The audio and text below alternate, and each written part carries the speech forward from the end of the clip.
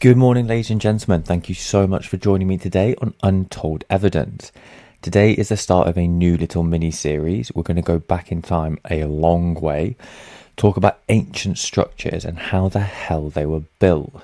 Now, depending on where you are on your ancient archaeology journey, there'll be some things you know very well and hopefully a few things that I can enlighten you on. Today we're going to start with the most popular and the most obvious, and that is the pyramids, in particular the Pyramid of Giza. Now, no matter where you are on the line of conspiracy and ancient archaeology, I think everyone has an opinion on the pyramids. I do without doubt, that I will share a little bit later on and throughout the video. Where do you stand now? Where do you stand at the end? Let us know in the comments for sure. Today though, our journey begins 4,500 years ago at the foot of the Pyramid of Giza. We are looking up and we are going, what the hell is going on? We knew the numbers before we arrived. We've read them on the flight over here, and as we're standing here, we're looking up and we're seeing every single block taller than us, bigger than us, and most certainly heavier than us. All 2.3 million of them stacked up well into the sky. And that's when the numbers just stop being numbers. They almost turn into a feeling. And that feeling is, this should not be here. So today, I want to do something honest with the Great Pyramid of Giza. I don't want to sell it to you as a mystery, but I don't want to flatten one either. I want to lay the whole thing out, both sides, every claim labelled where it comes from. And then I want to leave you standing where I'm standing, which is genuinely unsure. So here's my bias up front, so you can watch out for it. I have no idea how these were built. Now, I'm not saying it was anything one way or anything the other. I'm just saying I really don't know. But we'll go through the numbers, we'll go through a bit of theory, and as ever, we'll go through the detailed, labelled, tier 1 documented account. So let's start with the official account and let's give it our best shot, because a lot of the people who love the mystery skip this part, and I don't think that's always fair. So the mainstream story is this. The Great Pyramid was built around 4,500 years ago in the reign of the pharaoh we called Khufu, and it took somewhere of around 20 years. It was built by a large, organised, well-fed and paid workforce, not slaves, but workers. And the thing is, that account isn't a guess anymore. The evidence gets stronger and stronger over the last century, and we've got to be fair to that. In 2013, an archaeologist named Petrie found something on the Red Sea coast at a site called Wadi al-Jarf. He found papyri, the oldest inscribed papyri ever discovered. And one set of these is a logbook kept by a middle-ranking official named Petrie. Petrie wasn't writing for history, he was writing his own rota. And his rota describes his team moving white limestone by boat from the quarries at Tura up to Giza to clad the pyramids. It even mentions the year 27 of the king's reign. Now that is about as close to a receipt as ancient history will ever give you. Just a random middle management bloke logging his shifts on the actual project during the actual reign. For us, that's tier 1, documented, and very real. And it's not the only piece. Out of Giza, there's a workers' town. The archaeologist named Mark Lehner spent years digging it up. A place called al-Jarf. And what he found was bakeries, breweries, an enormous amount of cattle bones, the good cuts of beef, showing evidence that the workforce was housed and fed pretty well as being rotated in and out. So the picture you might have in your head, and I definitely did for some time, is whip slaves dragging stone. Well, that's slowly disappearing. The evidence is showing now that more skilled, organised workers, that they were looked after well enough to eat beef. Now that's the strong version of the actual story, and we can't pretend it's weak because it just isn't. And there is one more piece, and it's a good one, and it obviously comes with a bit of a twist. High up inside the mountain, above the king's chamber, there is a cramped space called the relieving chambers. Now they're not for people, they're a feat of engineering. stacked slabs of granite there to take the crushing weight of the mountain on top of it and stop it collapsing into the king's room. Nobody could get to them because they were sealed when the pyramid was built, bricked into the structure. However, in 1837, a man named Howard Weiss blasted his way into it with gunpowder.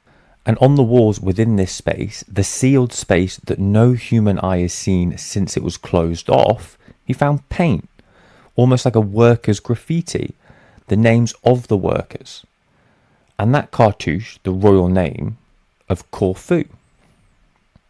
Now that should settle it, a king's name scrawled by the crew in a space sealed since construction. But here is the twist. Some people have argued for years that Weiss faked it, that he was under pressure to find something and just forged it all himself. So what is it? And this is the bit you've got to notice, because it's how this should work. The forgery claim got tested, and what emerged is that the gang names painted in those chambers match the style and the spellings turning up in Merher's papyri found in the Wadi al-Jarf nearly 180 years later on the other side of the country. Now Weiss could not have known this because nobody found them at that time. So the forgery story suddenly got very weak and the graffiti now looks pretty damn genuine. Now I'm telling you that one in full because it cuts both ways. Sometimes you steel man the heterodox claim, but you tested it properly and it loses, and that's the deal. If I only ever tell you the official story is shaky, I'm not being open, I'm just being biased the other way. So on the question of who, the evidence keeps landing on Khufu. Now I'm not running from that, we're going to hold on to all of that. But here's where the numbers start to itch a little bit.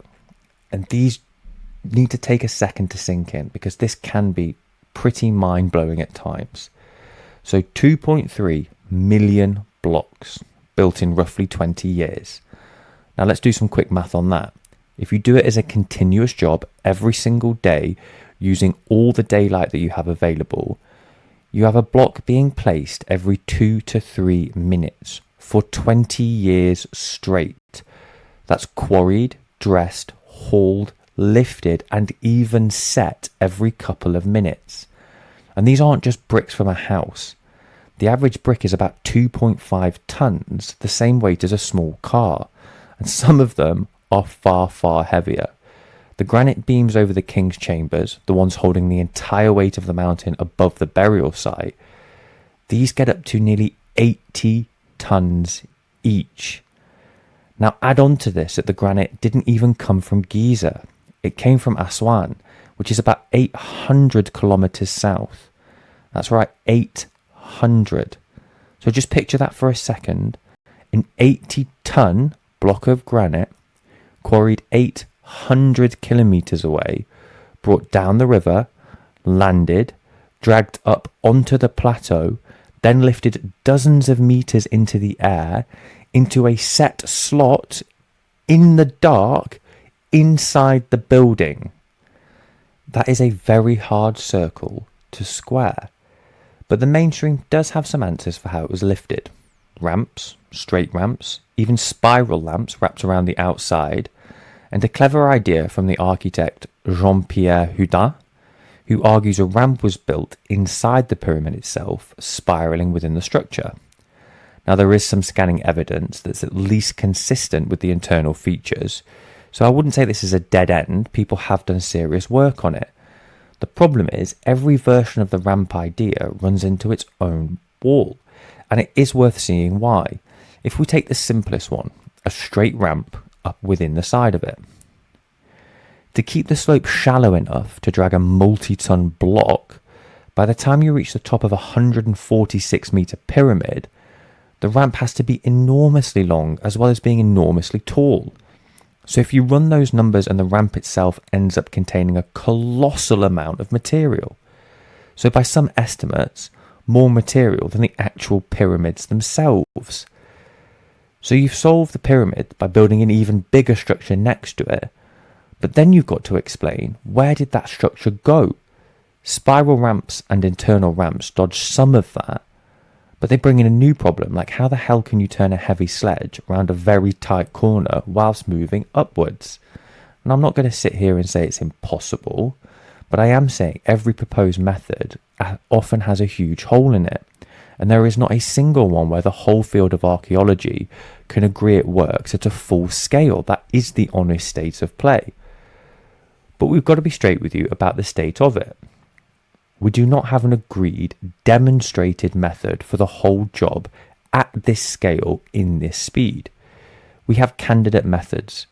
We have experiments that move a few blocks a few meters, but we don't have the thing where someone says, here it is. This is exactly how 2.3 million blocks went up within 20 years. That part is still very much open, and I'm not being dramatic. That's where the debate just actually sits. So now we get to the part that I really struggle to comprehend, and that is the precision of these things.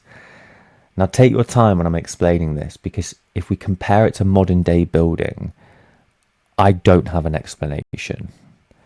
So if we forget the size and we forget the brute force and time needed, and we just focus on precision, this is where it gets crazy. The base of the pyramid is a square. Each side is about 230 meters long. And here's the thing where it gets crazy. The four sides are almost exactly equal.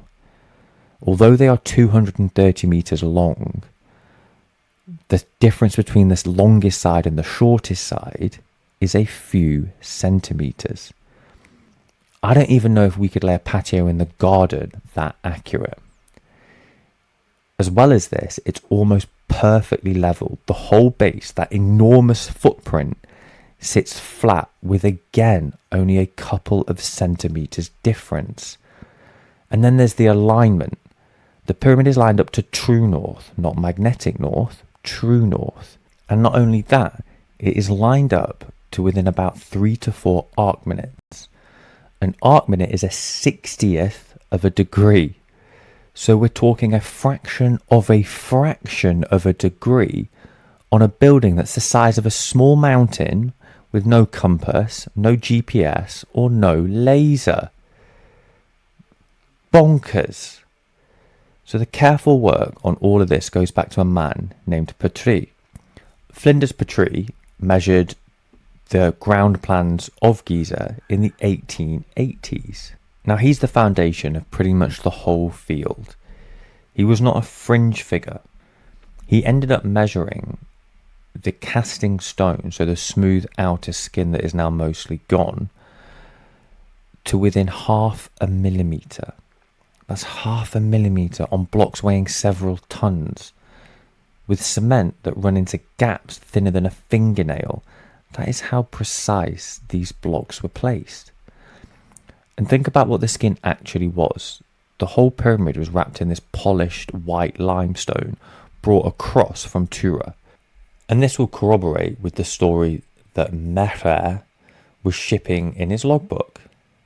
Smooth, gleaming, no steps, a single bright slope catching the sun. So from across the valley, it wouldn't have looked like a building at all. It would have looked like something that has landed. However, most of the casing got stripped off centuries ago and carted into the city for other buildings. So the famous stepping shape that we see now, that's just the rough core. That's a thing with its skin torn off. The finished object was smoother and frankly stranger than the ruins that we see today.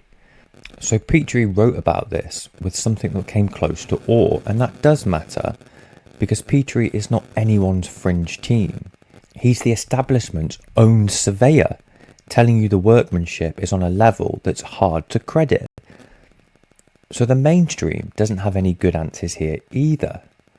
For the north alignment, there's a clever idea published by the Egyptologist Kate Spence that the builders line the pyramids up by using 2 stars, watching them line up vertically in the sky and reading north off that. And it's elegant, it fits the dates, and it's a proper piece of work. I think we can class that as tier 1 science, peer reviewed. But notice what just happened. To explain one piece of the precision, we had to reach out for a genuinely clever astronomical method that we're partly reconstructing after the fact. And that's the pattern with this building in totality. Every single time you ask how, the honest answer is serious, careful, and partially reconstructed. It's not a closed case. It's just the best of the current guesses. So now I'm about to go down a rabbit hole, and I'm going to introduce you to a man that divides the room, Christopher Dunn. Now, although we've got to be really careful here, this is exactly the type of claim I wanted to label honestly. Christopher Dunn is not an Egyptologist. He is a master machinist. Decades on the tools in aerospace, cutting metal to fine tolerances for a living. And he looked at the stonework at Giza and at the granite work in particular, and he said something very provocative. He said, as a machinist, it doesn't look handmade, it looks machined. His headline example is something that Petrie himself flagged back in the 1880s. Drill cores. When you drill into stone, you leave a core, and that core you have is a spiral groove where the drill bit travelled. Petrie looked at the grooves and was puzzled, because the spiral suggested the drill was cutting into hard granite at a rate that seemed to him surprisingly fast. Now Dunn takes that observation and runs much further with it. He argues the feed rate implies power tooling, even ultrasonic tooling. He points at the granite coffer in the King's Chamber, cut from a single block of granite, specifically Aswan granite, and at the flatness and squareness of various granite pieces. And he says, and we're going to quote here, "I could not produce this by hand with copper and sand, and I'm a man who cuts stone and metal for a living." Now, where the hell does this sit? Let me be totally clear, because that's the whole point of the series. Petrie's original observation about the drill cores, that the grooves are there and that they are puzzled by a brilliant surveyor, well, that's a tier 1 documented piece of evidence in the literature for over a century. Dunn's interpretation, that this means machine tools or even power tools, that's not peer-reviewed. It lives in books and on podcasts. Now, it is a credentialed man with an expert opinion, and he has real hands-on authority about cutting hard stone, and that's definitely not nothing, but it has to be put through the academic mill and survive. So I'm filing it as exactly that, an expert outsider's claim, serious, unverified, and contested. So we can't take this as settled. We can't dismiss it either. We just have to sit with it and make our own assumption. The mainstream rebuttal deserves the same fairness. The standard reply is that you can cut granite with copper tube drills fed with sand as an abrasive, slowly, with a lot of effort, and that experiments have shown copper and sand can cut hard stone. Now that's true. The open question Dunn keeps pushing is about the speed and finish, not whether it is possible. And that argument most definitely hasn't been closed. It has been loud, and it's still going on. Now let me give you the bit that is brand new, and is rock solid science, and still has nobody with a confident answer. The muons. A muon is a particle. They rain down on us constantly from cosmic rays hitting the upper atmosphere. They pass through solid rock, and they are absorbed a bit more by stone than they are by empty air. So if you put the detectors inside and around the structure, you can count the muons for long enough, you can effectively X-ray the entire thing. So where more muons get through than they should, that means there's a hidden space. A project called ScanPyramids did exactly this on the Great Pyramid. In 2017, in the journal Nature, they announced something extraordinary. A big void, a large empty space at least 30 meters long, sitting above the Grand Gallery. Nobody knew that was there. Multiple separate muon teams using different detector technology all saw it. And then in 2023, again peer reviewed, they confirmed a second feature. a corridor behind the chevron stones on the north face, around 9 meters long. Now let's just sit with that, because it's the cleanest example of the whole problem. This is not a podcast claim. This is not a machinist hunch. This is particle physics, published in a top journal, confirmed by independent teams. The space is real. It is most definitely there. And we do not know what it's for. We do not know if it's structural, a void left to take weight off the chamber below, or it's a chamber nobody has ever entered. After 4,500 years, with all our technology, we just found a 30-meter hole in the most studied building on Earth, and we can't tell you why it exists. Now that should make you humble about every confident sentence anyone says about anything, including the pyramids. It was only in the last 10 years we have found something that nobody can explain. And there's one more strand that I owe you, and it's the most contested of all. So I'm going to flag it hard. There's a school of thought that says Giza is older than we think, or built on something older, or built with knowledge we've lost. Now you'll hear the name Robert Bauval, an engineer who argued the layout of the three main Giza pyramids mirrors the three stars of Orion's belt and tied the sky pattern to a much earlier date. You'll hear the geologist Robert Schoch, who looked at the weathering on the Sphinx just along the plateau and argue the erosion pattern looks heavily rainfall damage, which would put the start date back thousands of years before Khufu. Now let me just tier these honestly. Schoch is a credentialed geologist and he presented his weathering case at a geology conference. So there's a real argument here from a real scientist. It is, though, heavily disputed by Egyptologists, who say the erosion has other explanations. So we'll call it contested, credentialed, published, fought over, but not accepted.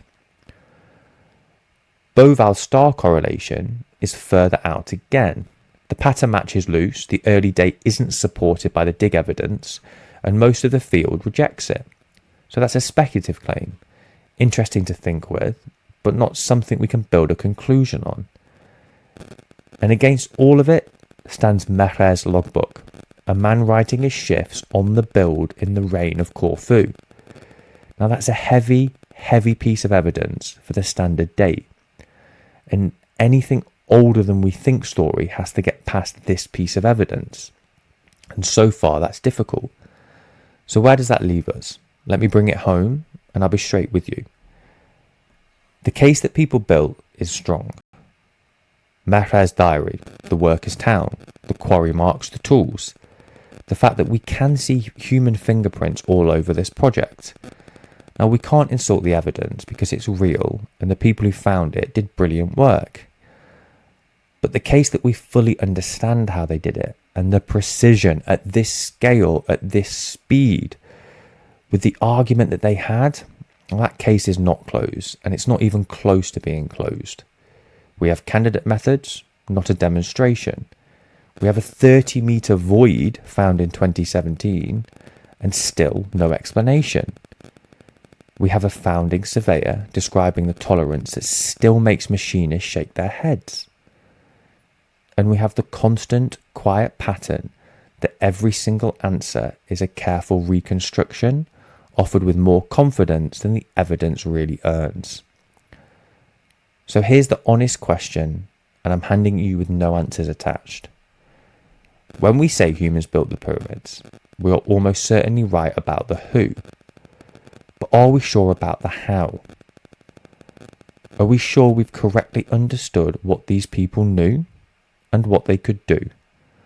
Or have we filled the gaps with a story that's comfortable because the alternative, that there's something we have genuinely no idea, is harder to live with?